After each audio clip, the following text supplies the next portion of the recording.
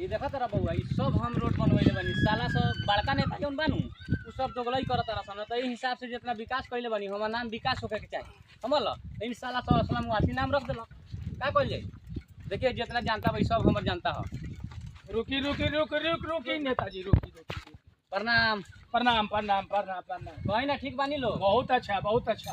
ये हमार बनवाओ रोड बा ऐसा बड़ा रोड बनवा जी विकास बढ़िया भेल बनू ना ना विकास में कोनो कमी नहीं है, बहुत अच्छा काम बोला।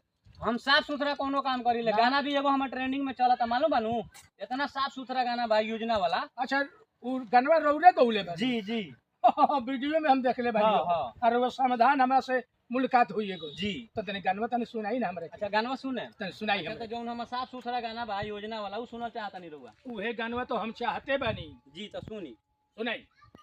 आ सड़क सरकार के है चलता रुझार के है लगे जैसे हीरोनी के चाल हिया आ साइकिल पर लिखल बा मुख्यमंत्री योजना असलम जी के माल हिया असलम जी के माल ही जी। मत